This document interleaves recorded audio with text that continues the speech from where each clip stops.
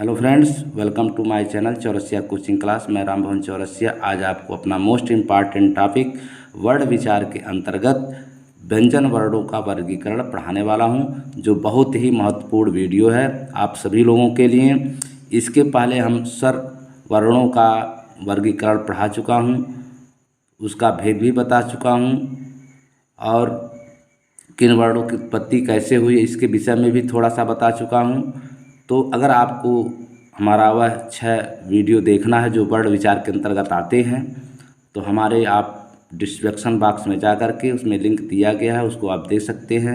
और इसके पूर्व में जो है हिंदी साहित्य का आदिकालीन इतिहास, पाली, अपभ्रंश, अवहट्ट होते हुए राजभाषा और राष्ट्रभाषा किसे कहते हैं, उनका उसमें प्रमुख उसके भेद क्या हैं इत्यादि जो है आर्टिकल भी उसमें दिए गए हैं, मुख्य मुख्य आर्टिकल अनुच्छेद उसके विषय में भी बता चुका हूँ, जो आपके TET, CTET, super TET, PGT इत्यादि अपर क्लास की परीक्षाओं के लिए बहुत ही महत्वपूर्ण है। आप उसको देखना न भूलें। और यह जो वीडियो हम वर्ण विचार के अंतर्गत पढ़ाने वाला हूँ या पढ़ा रहा हूँ, यह basic, middle, junior, TET, CTET, super TET इत्यादि परीक्षाओं के लिए भी उतना ही महत्वपूर्ण है। तो अगर हमारा यह वीडियो आप लोगों को अच्छा लगे तो आप लोग लाइक, सब्सक्राइब और कमेंट अवश्य करें तथा बेल आइकन को प्रेस करना न भूलें, ताकि हमारे सभी वीडियोज का नोटिफिकेशन आपको मिलता रहे। आप हमारे वीडियो के नीचे जाएंगे तो वहाँ पर एक रेड कलर में सब्सक्राइब लिखा होगा, आप उसे टच करेंगे, फिर वहाँ पर 3 घंटी दिखाई देगी, तो जो ऊपर की घंटी है उसमें आल लिखा होगा, उसको आप टच करेंगे तो हमारा जो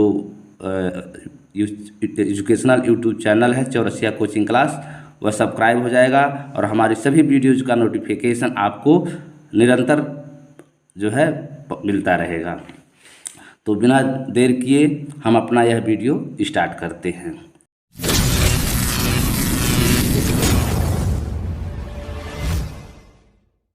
तो देखिए, व्यंजन वर्णों का वर्गीकरण, चूँकि वीडियो लंबा ना हो इस नाते हम जो है शॉर्टकट में वीडियो बनाना चाहते हैं, तो इस नाते मैं जो है शॉर्टकट में ही वीडियो बनाऊंगा, तो थोड़ा संक्षेपीकरण हो सकता है उसमें।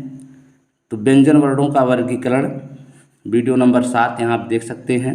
मुख्य रूप से इसके 2 भेद होते हैं। पहला है उच्चारण स्थान के आधार पर और दूसरा है उच्चारण प्रयत्न के आधार पर।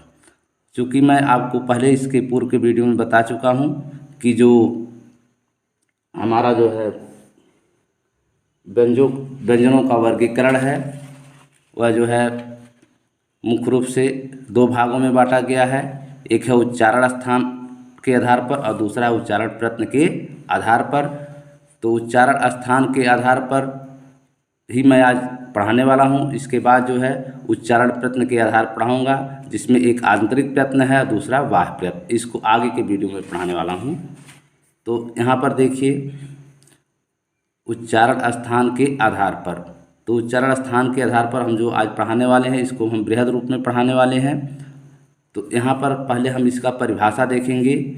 जो मुख्य रूप से 2 भेद होते हैं, उसमें जो पहला है उच्चारण स्थान के आधार पर और दूसरा है उच्चारण प्रयत्न के आधार पर।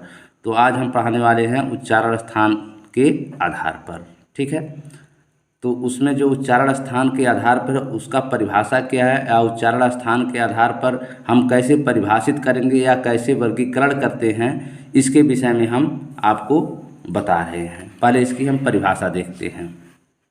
तो यहाँ देखिए लिखा है उच्चारण स्थान के आधार पर परिभाषा, ठीक है। जब तक आप परिभाषा नहीं जानेंगे कि उच्चारण स्थान के आधार पर कैसे किन वर्णों का उत्पत्ति होती है, तो तब तक हम आगे नहीं बढ़ सकते हैं। तो यहाँ पर आप देखिए, वर्णों को बोलते समय, मतलब जिन वर्णों को हम बोलते हैं या बोलते समय हमारी प्राण वायु फेफड़ों से निकलकर श्वास नलिका से होती हुई बाहर जब आती है, उस समय जिन मुख के अंगों द्वारा उन्हें रोका या बाधा पहुँचाया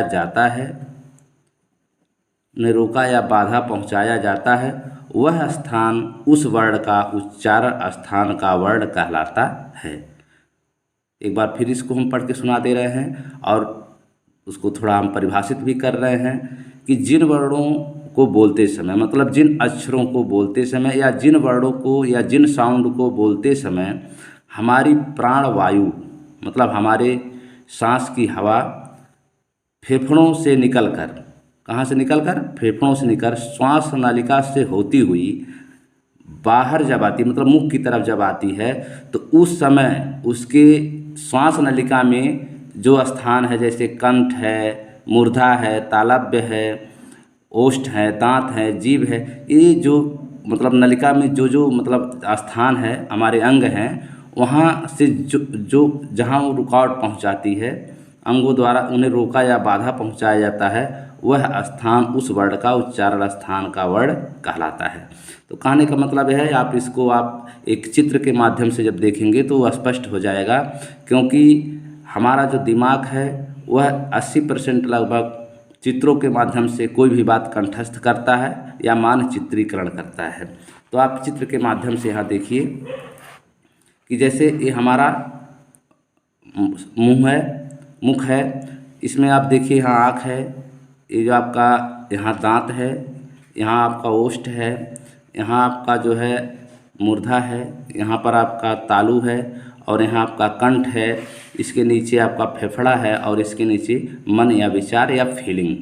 तो कोई बात जब हम सोचते हैं या समझते हैं या हमको कोई बात अभिव्यक्ति करना होता है या मतलब विचार देना होता है, तो हमारे मन से एक विचार उत्पन्न होता है। तो जब विचार उत्पन्न होता है तो किसी को समझाने के लिए होता है या किसी से कुछ संकेत में कहने के लिए होता है, तो वह जो हमारे मन या विचार, जिसको हम फीलिंग भी कह सकते हैं, तो वो जब बोलने के लिए मतलब उत्कंठा रखता है, उत्प्रेरित होता है, तो जो हमारा फेफड़ा है उस फेफड़े के माध्यम से कुछ हवा निकलती है, वायु निकलती है, जिसे हम प्राण वायु भी कहते हैं। तो यह प्राण वायु जब ये ऊपर आती है तो यहाँ कंठ है हमारा, देखिए ये जो नलिका है इसके जस्ट पास जो है कंठ हमारा है। उसके बाद यहाँ तालु है, उसके बाद देखिए यहाँ पर मूर्धा, दांत के मतलब पीछे पश्च भाग में जो है हमारा जो थोड़ा सा उठा हुआ, इस तरह से थोड़ा उठा हुआ होता है दांत के ऊपर, तो उसी को मूर्धा या मूर्धन्य कहते हैं। वो थोड़ा कठोर होता है और उस पर वहाँ गोलाकार होता है जैसे आकाश की तरफ, तो उसको हम मूर्धा कहते हैं। उसके बाद दंत आता है, उसके बाद ओष्ठ आता है।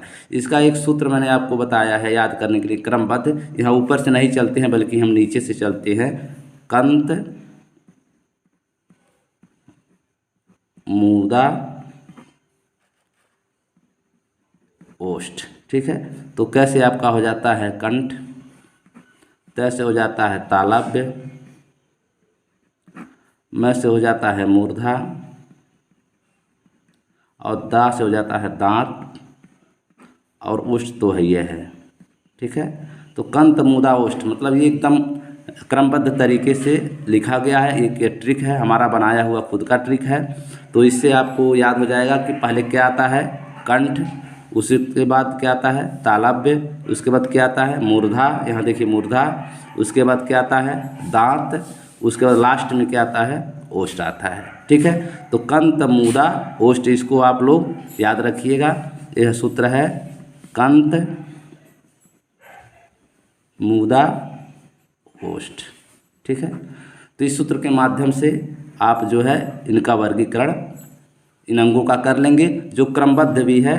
कैसे आपका कंठ है तो क वर्ग के जो वर्ड आते हैं इसमें आते हैं, तय में आता है छ वर्ग के वर्ण, उसी प्रकार जो है मूर्धा में आता है कचट तप। एक सूत्र और आपको मैंने बताया था कचट तप, ये भी क्रमबद्ध है। तो कैसे आपका हो जाएगा कंठ से क वर्ग हो गया, तय से तालव्य, उसके बाद उसमें च वर्ग हो जाएगा, उसके बाद मूर्धा, ट से ट वर्ग हो जाएगा, मूर्धा में ट वर्ग हो जाएगा और दांत में आपका त वर्ग हो जाएगा और ओष्ठ में आपका प वर्ग हो जाएगा।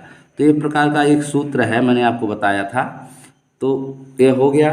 अब आपको मैंने यह बताने वाला हूँ कि हमारे जो वर्ण हैं वह उच्चारण स्थान के द्वारा हम जो वर्गीकरण कराया गया है, उस वर्गीकरण में किन किन अंगों के द्वारा कौन कौन से वर्ण बोले जाते हैं, जिन्हें उच्चारण स्थान के आधार पर वर्गीकरण या बंटवारा किया गया है। तो वही है मुख्य रूप से कंठ, तालु, मूर्धा, दंत, ओष्ठ। इसी प्रकार और भी है जिसको मैं अभी आगे बताऊंगा, लेकिन मैंने आपको एक उदाहरण बताया है कि किस प्रकार जो है जो परिभाषा ये लिखा हुआ है उस परिभाषा के अनुसार उच्चारण स्थान के आधार पर किस प्रकार के वर्ण हमारे मुख के द्वारा या हमारे शरीर के मुख के अंगों द्वारा निकलते हैं। तो एक बार फिर आप परिभाषा देख लीजिए कि वर्णों को बोलते समय हमारी प्राणवायु फेफड़ों से निकलकर श्वास नालिका से होती हुई बाहर जब आती है उस समय जिन मुख के अंगों द्वारा उन्हें रोका या बाधा पहुंचाया जाता है वह स्थान उस वर्ण का उच्चारण स्थान का वर्ण कहलाता है। अब यह उच्चारण स्थान का वर्ण कहाँ से निकलता है? हमारे मुख के कोमल अंगों के द्वारा निकलता है। तो इन कोमल अंगों के द्वारा से कंठ, तालु, मूर्धा, दंत, ओष्ठ।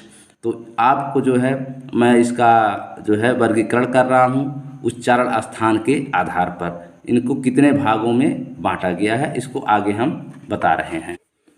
तो यहाँ देखिए लिखा है उच्चारण स्थान के आधार पर वर्णों का वर्गीकरण। तो यह निम्नलिखित जो है 11 पार्ट में है, 11 भागों में इसको बांटा गया है।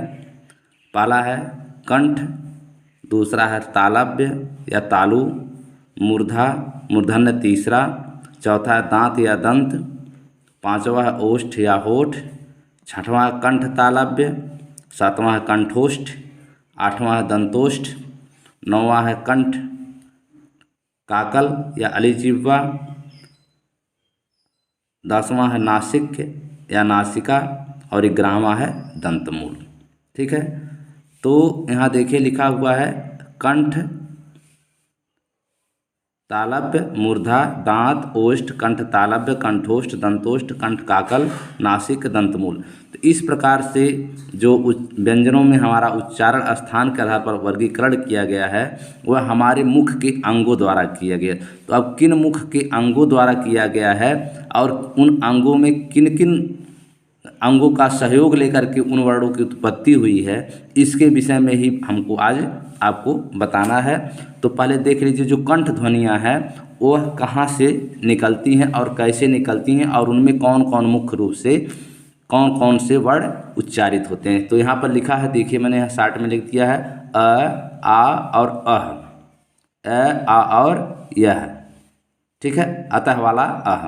ठीक है, उसके बाद ये आपका स्वर हो गया और दूसरा है व्यंजन जिसमें क वर्ग आता है, कंत, मूदा, ओष्ठ। ठीक है, तो कैसे आपका हो गया क वर्ग या कचट तप लिखा हुआ तो क वर्ग का, तो क वर्ग में आपका क, ख, ग, घ, अंग। तो इस प्रकार से आपको मैं एक बार पढ़ के सुना दे रहा हूँ, उसके बाद फिर व्याख्या करूँगा किन वर्णों में कहाँ से बोले जाते हैं और उनका उसमें क्या सहयोग है उन अंगों का। तो कंठ से कौन कौन ध्वनियाँ मुख्य रूप से निकलती हैं? अ, आ, अह और क वर्ग। क वर्ग में कौन कौन वर्ड आते हैं? क, ख, ग, घ, अंगा। उसके बाद दूसरा है तालव्य जिसे तालु भी कहते हैं। इसमें मुख्य रूप से ई, छोटी ई, बड़ी ई और यह ग्वाला य और शलीफा बड़ा स, ये मुख्य रूप से ये स्वर व्यंजन से आते हैं। और व्यंजन में जो है च वर्ग में च, छ, ज, झ, य। उसके बाद तीसरा है मूर्धा या मूर्धन्य भी इसे कहते हैं, इसे वर्ष भी कहते हैं, जिसमें ऋषि वाला री और र और श, जिसको हम पेठरुआ से भी कहते हैं, ये मुख्य रूप से आते हैं। उसके बाद ट वर्ग के अक्षर आते हैं ट, ठ, ड, ढ, अड़ा। उसके बाद दांत से या दंत ध्वनियाँ कौन है? जिसमें ल और स आते हैं। उसके बाद तवर्ग आते हैं, तवर्ग में त, थ, द, ध, न। उसके बाद ओष्ठ या होठ ध्वनियाँ हैं जिसमें छोटा ऊ और बड़ा ऊ और प वर्ग प्लस जो है प वर्ग के सभी अक्षर आते हैं प, फ, ब, भ, म। ठीक है, उसके बाद है कंठ तालव्य। कंठ तालव्य में जो है कंठ और तालु दोनों का मिक्स है। इन दोनों जो है अंगों से मिलाकर जो वर्ण उत्पत्ति होती है वो ए और आय है।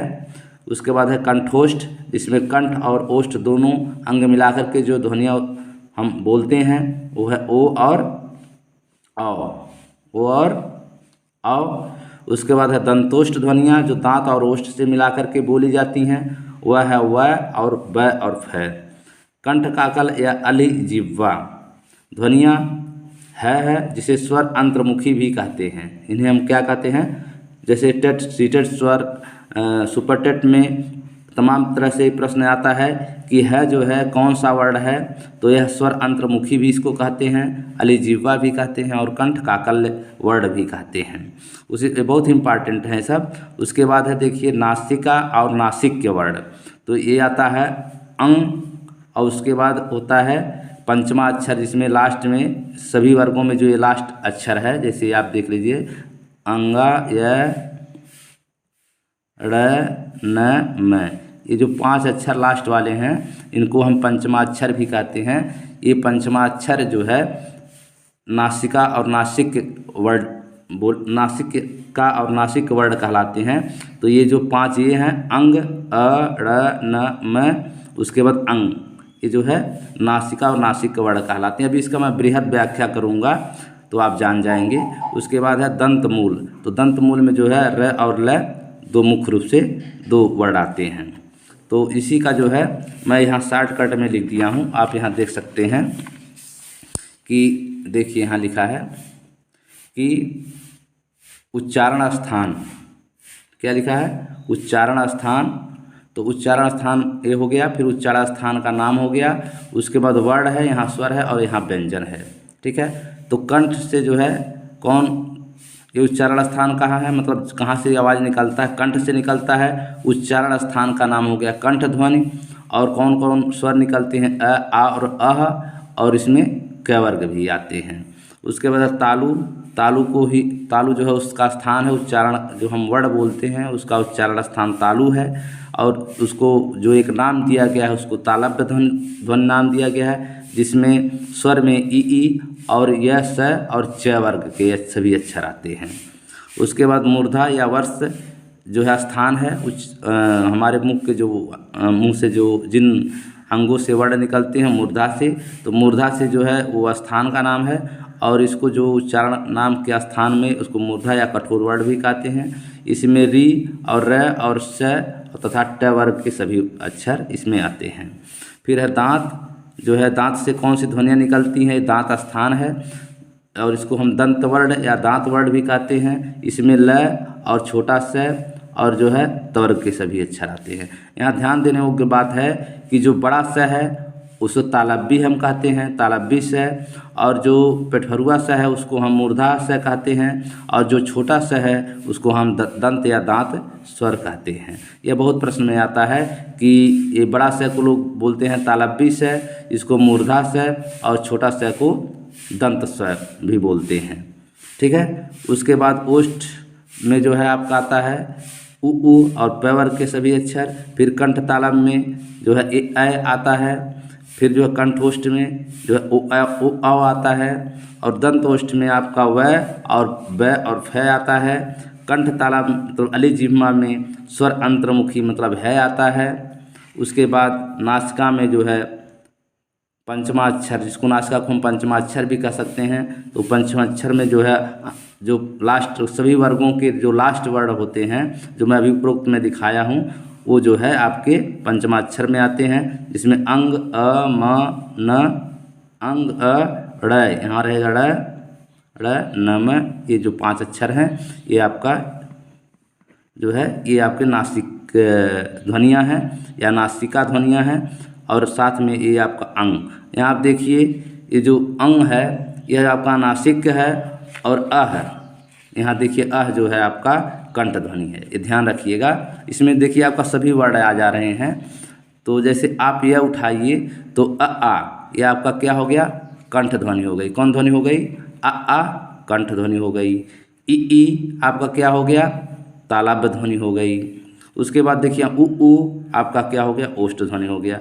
फिर देखिए ए आपका हो गया जो है कंठ तालव्य ध्वनि। उसके बाद देखिए ओ औ आपका होगा कंठोष्ठ ध्वनि। उसी बाद अंग का आपका देखिए अंग का आपका है कंठ ध्वनि। उसी प्रकार जो अंग जो है आपका है नासिका ध्वनि, और अह जो है आपका है कंठ ध्वनि। कौन है? कंठ ध्वनि। यहाँ ये नहीं रहेगा, मतलब ये इस तरह है आह। ठीक है, तो ये आपका जो है कंठ ध्वनि है और अंग जो है नासिका ध्वनि है। इसी प्रकार क वर्ग आपका कंठ ध्वनि है, च वर्ग आपका तालु ध्वनि है, ट वर्ग आपका जो है मूर्धा ध्वनि है, त वर्ग आपका जो है दंत ध्वनि है और प वर्ग आपका ओष्ठ ध्वनि है। ठीक है, फिर अ र ल व स, फिर देखिए अ आपका जो है तालु ध्वनियाँ है। देखिए क्रमबद्ध है, यह जो है आपकी तालु ध्वनि है, र आपका जो है मूर्धा ध्वनि है, उसके बाद दांत जो है जो है ये आपका तालु और र मूर्धा और ल जो है दंत ध्वनियाँ है। ठीक है, अर लवा हो गया। फिर वह आपका जो है दंतोष्ठ ध्वनि है, यहाँ देखिए वह जो है क्या आपका दंतोष्ठ ध्वनि है। उसके बाद बड़ा से आपका तालु ध्वनियाँ है, उसके बाद छोटा से आपका दंत ध्वनि है, उसके बाद पेठरुआ से आपका मूर्धा ध्वनि है और है आपका जो है अली जिह्वा है। क्या है? अली जिह्वा या स्वर अंतर्मुखी भी इसे कहते हैं। क्या कहते हैं?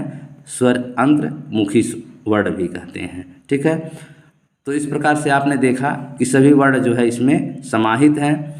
आप जो है अब आगे देखिए, मैं आपको एक एक चीज़ बताते जा रहा हूँ, उसका परिभाषा भी करते जा रहा हूँ कि कौन सी ध्वनियाँ हैं। देखिए पहला है कंठ ध्वनियाँ। यहाँ आप देखिए नीचे लिखा हुआ है कंठ ध्वनियाँ, यहाँ देखिए स्पष्ट रूप से लिखा हुआ है।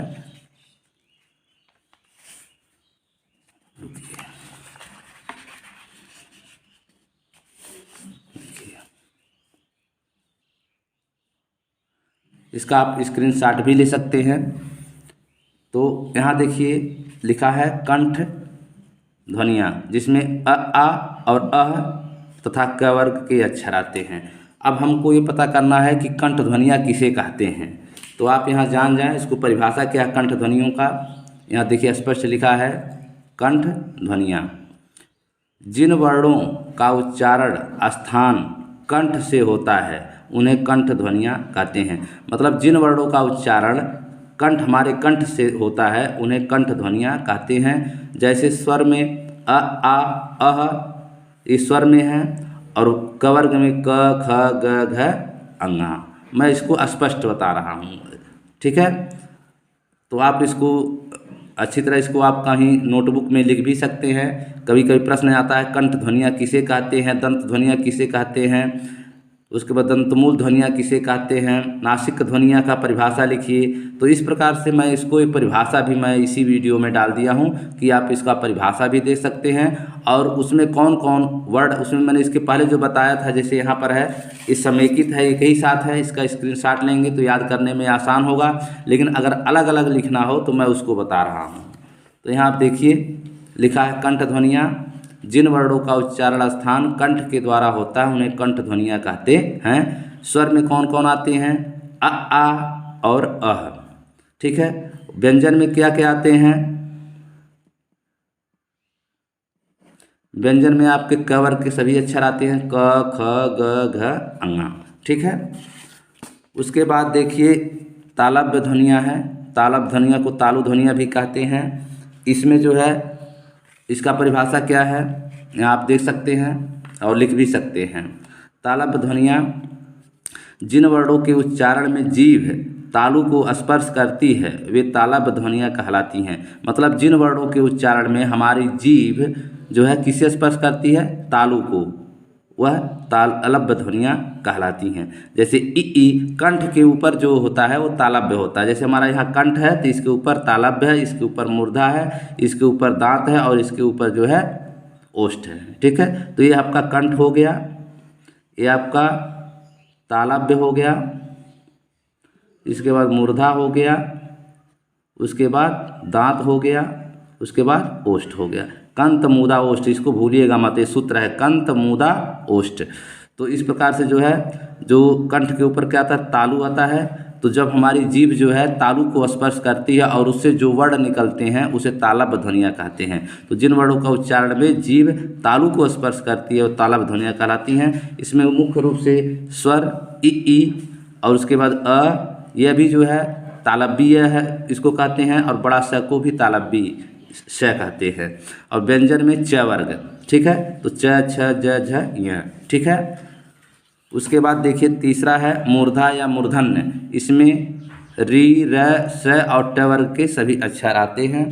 तो मूर्धन्य ध्वनियाँ कहाँ से निकलती हैं, कैसे निकलती हैं, इसका जो है परिभाषा आप देखिए, यहाँ लिखा है मूर्धन्य ध्वनियाँ जिन वर्णों के उच्चारण जीभ के अग्रभाग द्वारा, जिन वर्णों का उच्चारण जीभ के अग्रभाग द्वारा मूर्धा को स्पर्श करने से होता है।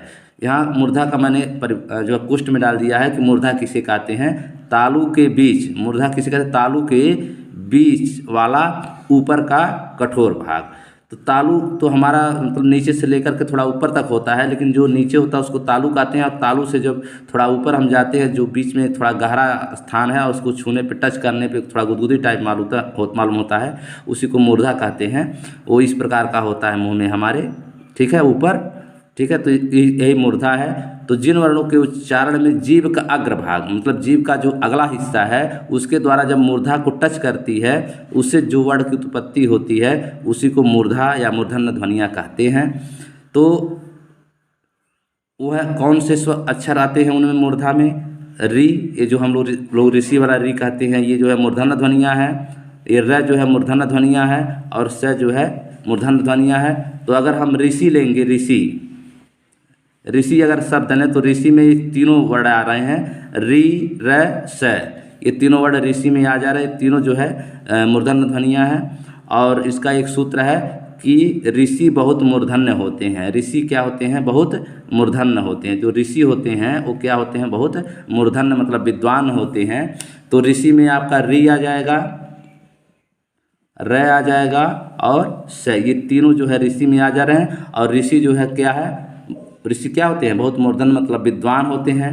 तो वो जो है विद्वान नहीं हमको लेना है, यहाँ मूर्धन्य लेना है। मूर्धन्य से आपका मूर्धा हो जाएगा। तो री र और स जो है क्या है, मूर्धन्य ध्वनियाँ हैं। और ट वर्ग के सभी अक्षर इसमें आते हैं, जैसे ट ठ ड ढ ड़, ठीक है, स्पष्ट हो गया। उसके बाद देखिए लिखा है दांत। तो दंत ध्वनियाँ कौन कौन है, दंत ध्वनियाँ में ल से और त वर्ग के सभी अक्षर आते हैं। तो दंत ध्वनियों की उत्पत्ति कैसे होती है, इसको भी मैंने यहाँ लिख दिया है स्पष्ट रूप से।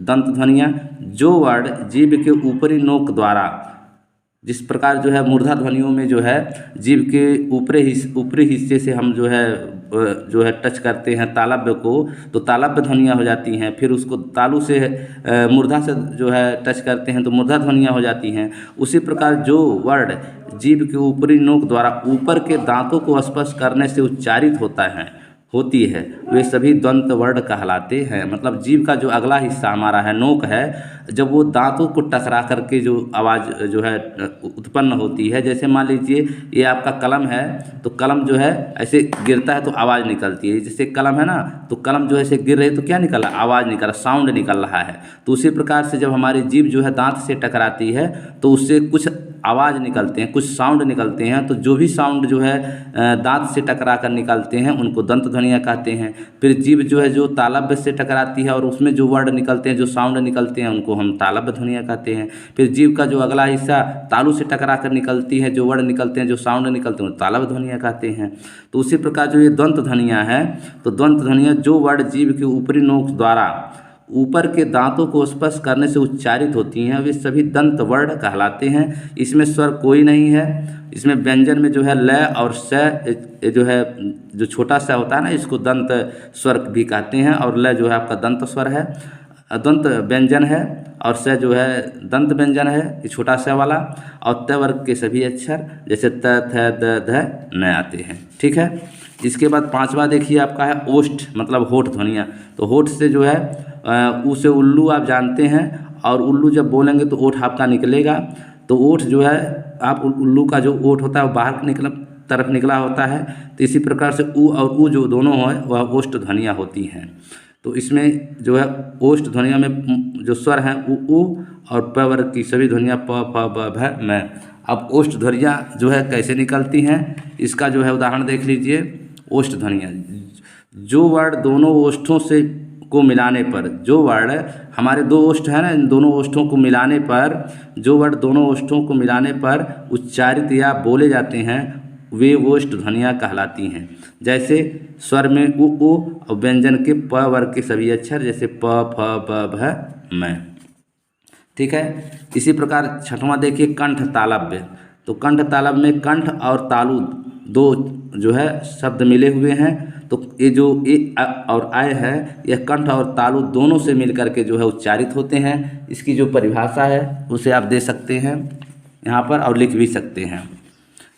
जिन वर्णों के उच्चारण में, यहाँ देखिए, जिन वर्णों के उच्चारण में कंठ और तालु दोनों अंगों की सहायता से वर्ण उच्चारित होते हैं उन्हें कंठ तालव्य ध्वनियाँ कहते हैं।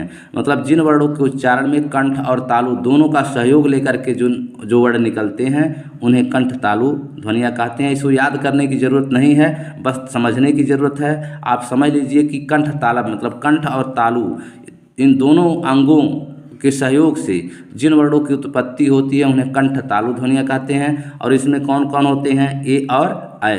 वो कैसे होते हैं आइए हम देखते हैं।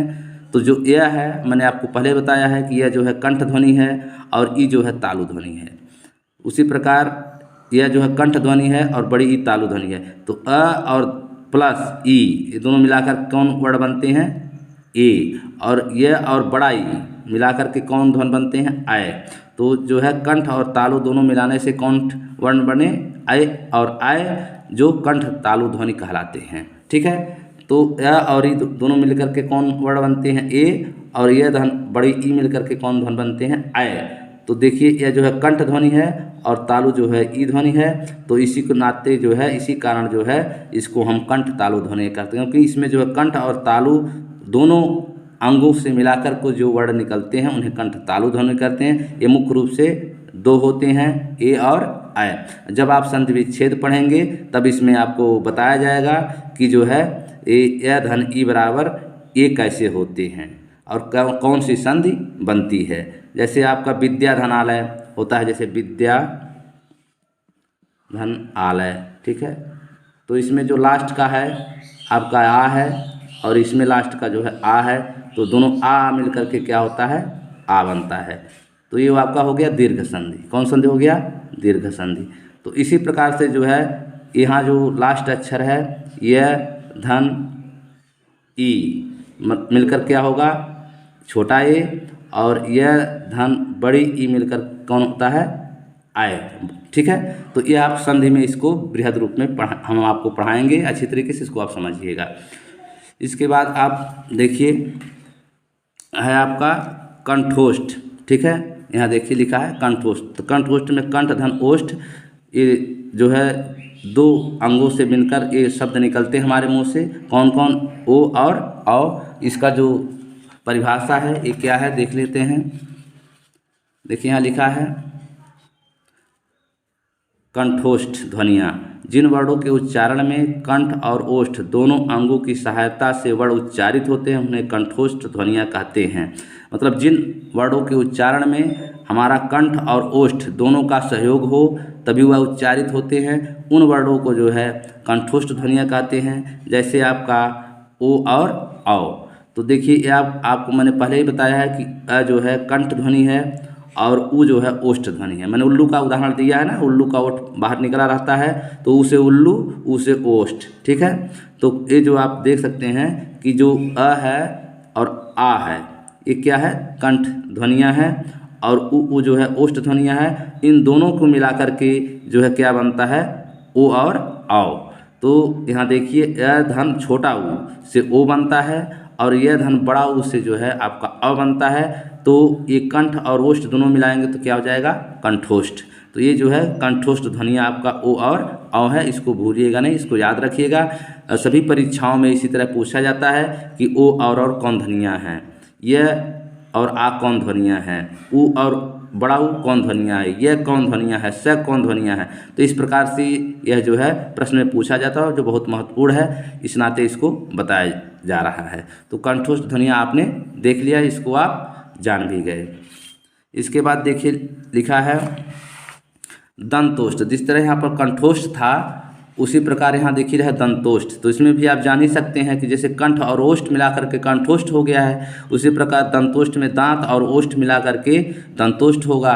तो ये जो दंतोष्ठ ध्वनियाँ हैं ये केवल व है। कौन कौन?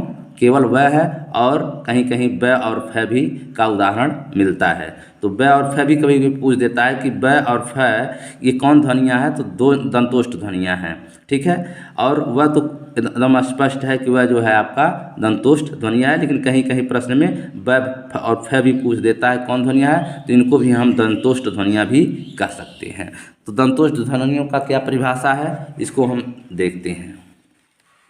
तो देखिए, जिन वर्णों का उच्चारण ऊपर के दांत तथा नीचे के ओष्ठ के मिलने से उच्चारित होते हैं उन्हें दंतोष्ठ ध्वनियाँ कहते हैं। कहने का मतलब ये है कि जिन वर्णों के उच्चारण में ऊपर के दांत, माने दांत के ऊपर, जो दांत हमारा है ये दांत है, तो यहाँ दांत के ऊपर, ठीक है, यहाँ ऊपर जिन वर्णों के उच्चारण में ऊपर के दांत, मतलब ये ऊपर के दांत और नीचे के ओष्ठ, और जो हमारा ओष्ठ है, जैसे मान लीजिए हमारा ओष्ठ है, ये हमारा ओष्ठ है, तो यहाँ नीचे, ठीक है, यहाँ नीचे जो है ओष्ठ के नीचे और दांत के ऊपर, जैसे आप बोलेंगे जिन वर्णों के उच्चारण ऊपर के दांत तथा नीचे के ओष्ठ मिलने से उच्चारित होते हैं उन्हें दंतोष्ठ ध्वनियाँ कहते हैं। जैसे आप वह बोलिएगा, वह बोलिए, हमारे साथ देख करके बोलिए, वह, तो ओठ के नीचे का हिस्सा आ रहा है और दांत के ऊपर का हिस्सा, वह मतलब दांत के ऊपर और ओष्ठ के नीचे जो ये वर्ड बोले जाते हैं वह होता है, वट वाला व, ठीक है। और कहीं कहीं ब और बकरी वाला ब और फ भी जो है दंतोष्ठ ध्वनियों में गिने जाते हैं, ठीक है। अब आगे देखिए, उसके बाद है कंठ काकल या अलिजिह्वा या स्वर अंतर्मुखी, ठीक है। देखिए, कंठ काकल एक ही चीज़ है, इसका कई नाम से इसको हम जानते हैं। जैसे कंठ काकल भी कभी कभी प्रश्न में पूछ देता है, अलिजिह्वा भी पूछ देता है, या स्वर अंतर्मुखी भी बोल देता है कि स्वर है जो है स्वर अंतर्मुखी वर्ण है कि अलिजिह्वा है कि कंठ काकल है, या इस तरह से पूछ देगा कि है जो है दंतोष्ठ ध्वनि है या कंठोष्ठ ध्वनि है या कंठ तालव्य ध्वनि है या कंठ काकल है, तो हम कंठ काकल पर टिक मारेंगे। या इस तरह पूछ दिया कि है जो है कंठ तालव्य, कंठोष्ठ, दंतोष्ठ या अलिजिह्वा में कौन वर्ण है, तो आप लिखेंगे अलिजिह्वा। इस तरह से स्वर अंतर्मुखी भी हम इसे कह सकते हैं। स्वर अंतर्मुखी मतलब इस नाते हम इसको कहते हैं कि यह जो है वर्ड है, यह जो है बहुत आराम से जो है जब हम है बोलते हैं तो देखिए हमारे शरीर का कोई भी जो मुख का अंग है, जैसे दांत है, जिह्वा है, ओठ है, तालू है, तो यह कंठ है, तो इस प्रकार से केवल इसमें कंठ का थोड़ा सा सहारा लिया जा रहा है और किसी का सहारा नहीं। इस है आप बोलिए तो देखिए हमारी जो वायु है, हवा है, एयर है, वो सीधा निकलती है। मतलब देखिए बोलिए है, बोलिए है, तो देखिए कंठ से आवाज़ निकल रही है और सीधे मुख से बाहर जा रही है। इसमें जो है कहीं कोई रुकावट, कहीं कोई बाधा नहीं आ रही है, मतलब यह जो है स्वतंत्र है। इसको आप क्या कर सकते हैं, स्वर अंतर तो लिखा है, लेकिन उदाहरण के रूप में आप समझने के लिए आप समझ सकते हैं कि यह स्वतंत्र ध्वनि है, क्योंकि यह जो हम है उच्चारित करते हैं तो हमारे कंठ से जो हवा निकलती है वो सीधे मुख से बाहर जाती है। इसमें शरीर के किसी भी अंग का कोई भी न बाउंडेशन होता है न सहायता ली जाती है, ठीक है। तो इसको जो है को हम कंठ काकल अलिजिह्वा, जिह्वा इस नाते कहते हैं कि जिह्वा का जो अगला हिस्सा है उसे काकल कहते हैं, जिह्वा के अगले हिस्से को हम क्या कहते हैं, काकल। उदाहरण के रूप में मैं आपको बता दे रहा हूँ, समझना बहुत ज़रूरी है। जैसे मान लीजिए आपका है,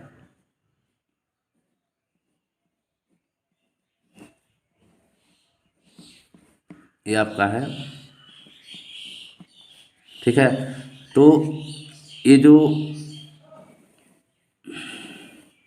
ये आपका कंठ हो गया, ये आपका कंता, तालु, मुंह, दा, ओष्ठ, ठीक है।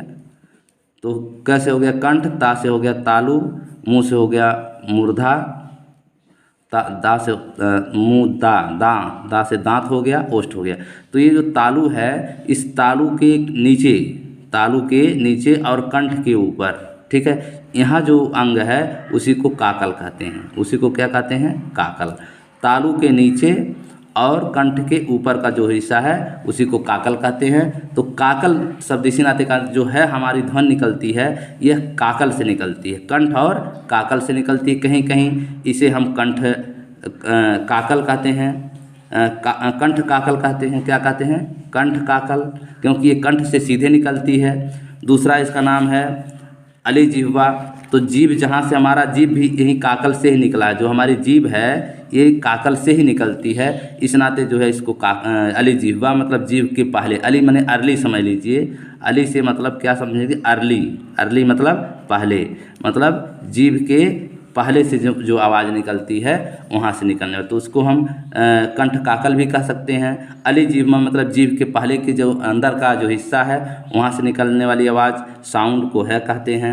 उसके बाद तीसरा है स्वर अंतर्मुखी, मतलब यह स्वतंत्र रूप से जो है निकलती है, इस नाते इसके स्वर अंतर्मुखी भी कहते हैं। तो आपका हो गया जो है स्वर अंतर्मुखी की परिभाषा देखते हैं। स्वर अंतर्मुखी या काकल व्यंजन कंठ के थोड़ा नीचे, मतलब मैंने आपको बताया है कंठ के थोड़ा नीचे काकल या अली जिह्वा, कंठ के थोड़ा नीचे या अली जिह्वा के स्थान से बोले जाते हैं उन वर्णों को स्वर अंतर्मुखी या काकल व्यंजन कहते हैं।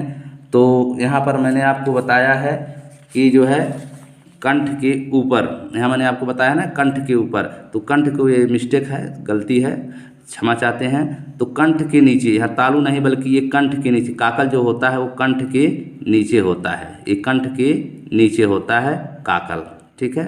इसको काकल भी कहते हैं और काकल्य भी कहते हैं, काकल्य, ठीक है। तो काकल जो है आपका कंठ के नीचे होता है, कहाँ होता है?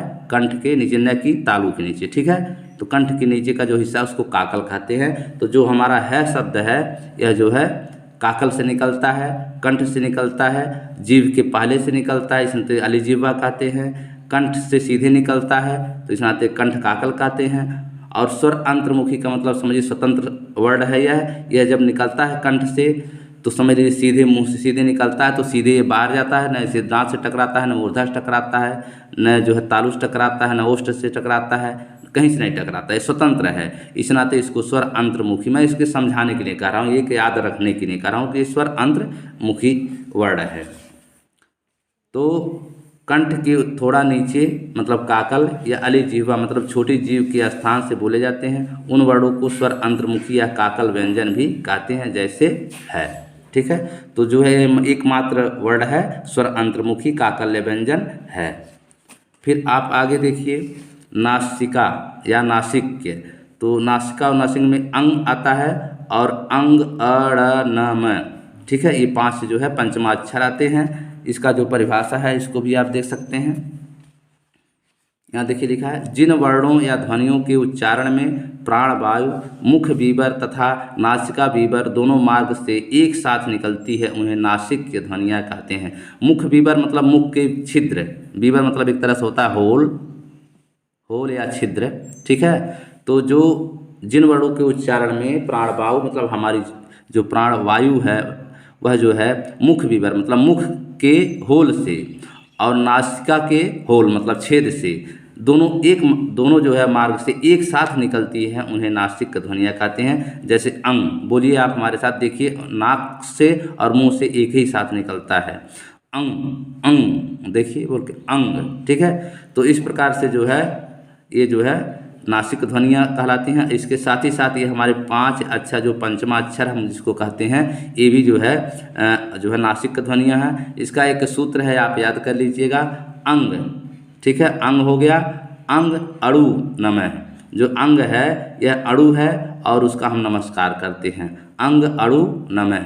तो नासिका अक्षर में जो है हमारा अंग को इस तरह भी हम लिख सकते हैं और अंग, ठीक है। ये 2 हो गया अंग, ये हमारा जो है स्वर में आ गया अंग, और अंग अणु नमः ये हमारा जो है पंचमाक्षर है। उदाहरण के लिए मैं फिर से एक बार थोड़ा समझा देता हूँ, क्लियर हो जाएगा। जैसे आपका नासिक ध्वनिया में ये अंग हो गया, ये आपका जो है स्वर है। और जैसे क ख ग घ अंग, फिर च छ ज झ ञ, फिर है ट ठ ड ढ अड़ा, फिर त थ द ध न, फिर प फ ब भ म। तो ये जो लास्ट वाला अक्षर है अंग, इस यह और अ और ड़ और न और म, ये जो 5 अक्षर है इसको हम पंचमाक्षर भी कहते हैं। ये पंचमाक्षर जो है ये नासिक ध्वनियाँ हैं। कौन ध्वनियाँ हैं? नासिक या नासिका। ठीक है, साथ ही साथ ये अंग भी है। ठीक है, तो इसको याद करने के लिए आप जब अंग, ये भी अंग है और ये भी अंग है, दोनों अंग हो गया, ये दोनों अंग हो गया। एक यह हो गया, यह है, और एक अंग यह हो गया। तो अंग अंग में आप 2 ले लीजिए, अंग और उसके बाद अड़ु, उसके अड़ु, उसके बाद नम।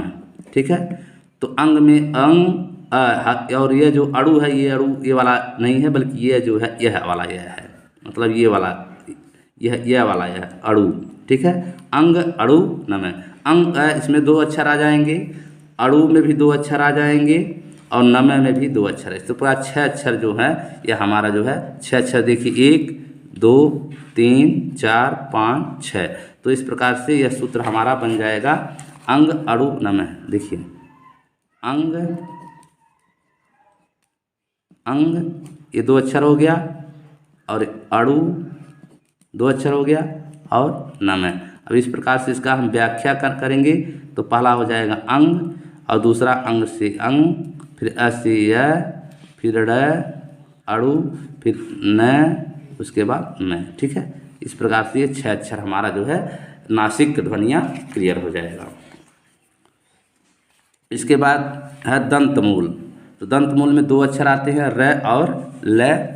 तो इसका भी जो है परिभाषा हम देख लेते हैं कि दंतमूल ध्वनियाँ किसे कहते हैं।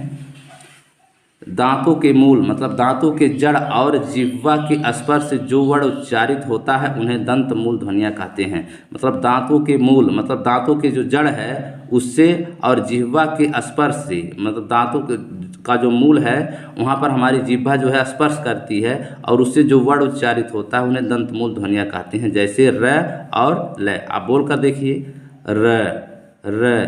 देखिए जीभ कहाँ जा रहा है? दांतों के जड़ के पास जा रहा है, र र। और ल क्यों हुई? देखिए ल।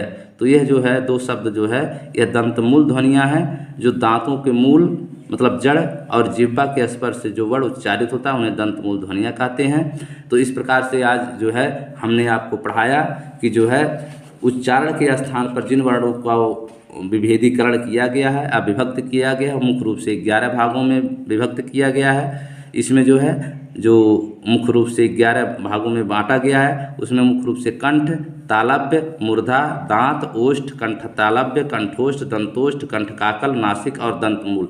ये मैं बहुत ही जो है सर्च करने के बाद, बहुत खोजने के बाद, कई वीडियो और कई किताबों को पढ़ने के बाद मैंने एक जगह इसको लाया है, जो आप लोगों के लिए लाया है, जो बहुत ही महत्वपूर्ण है। आपका इसका स्क्रीनशॉट ले लेंगे तो आपको जो है ज़्यादा मतलब पढ़ना नहीं पड़ेगा और ज़्यादा सोचना और समझना भी नहीं पड़ेगा। तो अगर हमारा यह वीडियो आप लोगों को अच्छा लगे तो आप लोग ज़रूर लाइक सब्सक्राइब अवश्य करें और चैनल को सब्सक्राइब करना न भूलें। और हमारा उत्साह बढ़ाने के लिए जो है थोड़ा इधर व्यस्तता होने के कारण कुछ काम हो रहा था घर पर, इस नाते थोड़ा व्यस्तता होने के कारण जो है हम थोड़ा वीडियो आज लेट बनाए हैं और जो है इसके लिए क्षमा प्रार्थी हैं। तो अब जो है आप लोग अगर हमारा वीडियो अच्छा लगे तो आप लोग इसको लाइक सब्सक्राइब अवश्य करें। धन्यवाद।